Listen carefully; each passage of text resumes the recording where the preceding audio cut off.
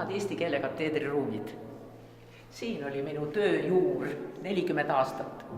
Aga nagu lapsed ütlevad, töö juur. Lapsed ju kuulevad, et lähen töö juurde ja teevad sealt järeldused, et see on see juur. Minu töö juur on olnud siin ja selle ruumi seinad võiksid jutustada palju.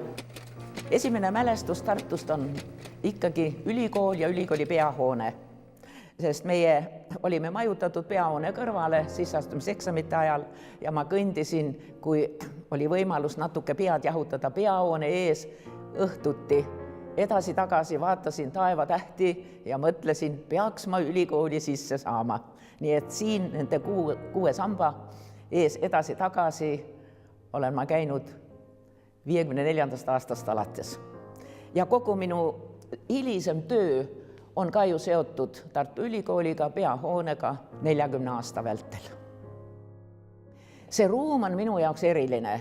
Siin kuulasin mina ise oma esimesi loenguid ja siin ruumis olen ma ise pidanud oma loenguid ülikooli töö vältel, lugenud tänapäeva eesti keele kursust, kirjakeele ajalookursust, kirjakeele sõnavarakursust Eesti filoloogidele, kõige armsamatele üliõpilastele maa peal, sest need tulid ülikooli samade ideede ja väärtuste kandjana, mille kandja ma kogu elu olen olnud ise.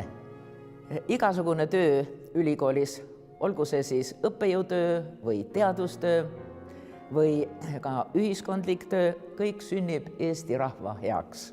Ja minugi töö on tehtud selleks, et inimesed teaksid rohkem, kuidas eesti keel on arenenud, missugusena see funktsioneerib tänapäeval, kus on meie juured, kunagised juured ja kuhu on lootus jääda püsima, säilitades seda keelt ja kultuuri veel aastasadadeks.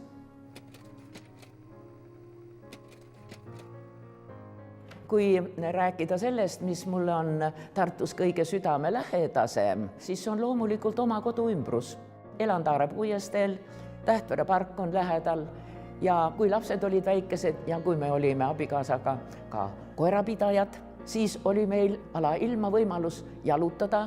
Tegime väikesi koeraringe, keskmisi koeraringe või suuri koeraringe, kõndisime kuni Tartu näitusteni välja, läksime Emajõe äärde, tulime sealt tagasi laululava kaudu, Tähtvere pargi kaudu, kodu juurde ja eriti tore on muidugi õunapuude õitseaeg, sest siis tahaksin ma tingimata kodus olla. Ma ei lähe kunagi turismireisile maikuus, vaid olen oma kodus ja võin laulda, ma tahan kodus olla, kui õunapuud õitsevad.